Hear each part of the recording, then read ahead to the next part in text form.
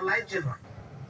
मैं डॉक्यूमेंट्स के आधार पे बोल रहा हूँ, डाटा के आधार पे बोल रहा हूँ। एक भी बात अनावश्यक रूप से मेरे मुंह में आ गया, मुझे मर्जी लगी तो बोल दिया था। हर बातें जो मैं आज आपको बताऊंगा वो डाटा के आधार पे बताऊंगा मैं। और वो जो डाटा है, 5 जो मेंबर ऑफ पार्लियामेंट यहाँ से जो गए, उसमें से जो 4 हैं, वो 4 लोग सिर्फ जनरल के डिग्री के हैं। मैं पूछना चाहता हूँ, ये जो अरविंद केजरीवाल का जो बाबा साहब का आदर्श है वो कहाँ गया लोकतंत्र में? लोकतंत्र में साथियों, ये जो हिस्सेदारी है वो संख्या के आधार पे होता कि जिसकी संख्या जितनी भारी उसकी उतनी हिस्सेदारी। लेकिन संविधान के विरोध में जाकर ये शासन चलाने वाले लोग, प्रशासन चलाने वाले लोग बार बार हर बार आपके विरोध में जाकर निर्णय लेते। साथियों, इसी के विरोध में आज यहाँ पर विरोध रैली प्रदर्शन किया जाएगा। साथियों, ये अनुच्छेद 19 आर्टिकल 19 हमारा मौलिक अधिकार है। सांस लेना हमारा जितना मौलिक अधिकार है उतना ही ज्यादा, उतना ही महत्वपूर्ण ये अनुच्छेद 19 भी है। साथियों, वामसेन का कार्यक्रम और भारत मुक्ति मोर्चा का कार्यक्रम, राष्ट्रीय आदिवासी परिषद का जो कार्यक्रम है, हर बार प्रशासन के द्वारा डिस्टर्ब किया गया। इसी के संदर्भ में साथियों, 6 अक्टूबर को नागपुर में आरएसएस के हेडक्वार्टर को घेराव करने का, प्रोटेस्ट मार्च करने का फरमान जारी किया गया माननीय वामन मिश्राम के माध्यम से, कि अगर हर जगह पे समस्या पैदा किया जा रहा है इन विदेशी लोगों के द्वारा, इन विदेशी ब्राह्मणों के द्वारा, तो उसका एक इलाज है, जो आरएसएस का हेडक्वार्टर है नागपुर, वहां पे हम शांतिमय तरीके से प्रोटेस्ट मार्च करेंगे और अपने अधिकार की बात करेंगे। और जो लोकतंत्र को धूमिल करने की कोशिश कर रहा है, हम उसको पूरे भारत देश में उजागर करने की कोशिश करेंगे। साथियों, 6 अक्टूबर को 8 से लेकर 9 बजे के बीच में हम खुद नागपुर में मौजूद हूँ वहां पे, और माननीय वामन मिश्राम साहब को बिना वारंट दिए, बिना नोटिस काटे, वामन मिश्राम साहब को बिना नोटिस काटे, बिना वारंट जारी किए 8 से 9 बजे के बीच में गैर संवैधानिक तरीके से उनको डिटेन किया जा सकता।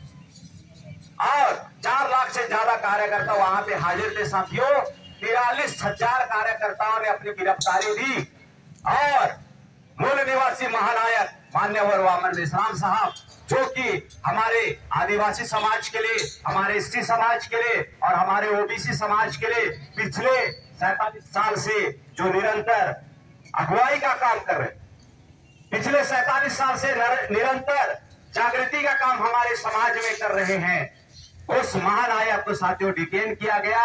और उस महानायक की आजादी के लिए समस्त 43,000 से ज्यादा मूल निवासी साथियों को वहां पे अपने आप को गिरफ्तारी दिए। साथियों, उस कार्यक्रम के बाद में वामन मिश्राम ने ये 4 चरणों में भारत में इस आंदोलन को करने का अपील किया।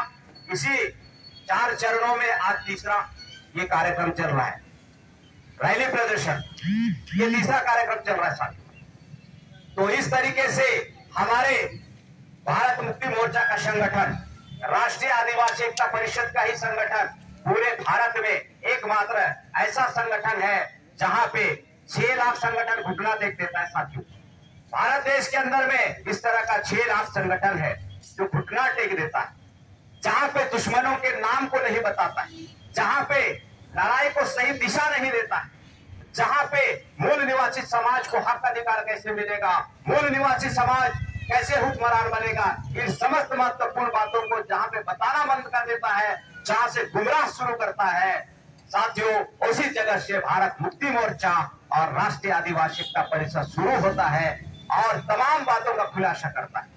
27 जून को साथियों, रोहतक, हरियाणा के रोहतक में माननीय वामन मिश्राम ने डीएनए कॉन्फ्रेंस का कार्यक्रम रखा और उस कॉन्फ्रेंस के माध्यम से पूरे भारत देश के मूल निवासी लोगों को एक मैसेज देना था साथियों, एक जागृति देना था कि वर्तमान समय में आप जिस पॉलिटिकल पार्टी के समर्थन में हो, अनजाने में या जानबूझ के, क्योंकि जानबूझ के गलती करो, अनजाने में गलती करो, गलती तो गलती होती।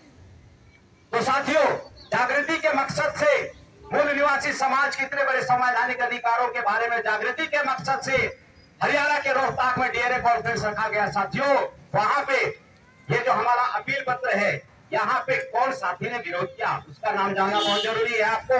बीजेपी के रोहतक जिले के नीरज कुमार वत्स और जय हिंद नवीन जैसे ब्राह्मणों ने आगे आकर धमकियां देने तथा परशुराम के पर्चे दिखाकर हत्या तक करने की धमकियां दी। ये सब हरियाणा सरकार के सहयोग और इशारे से हो रहा था।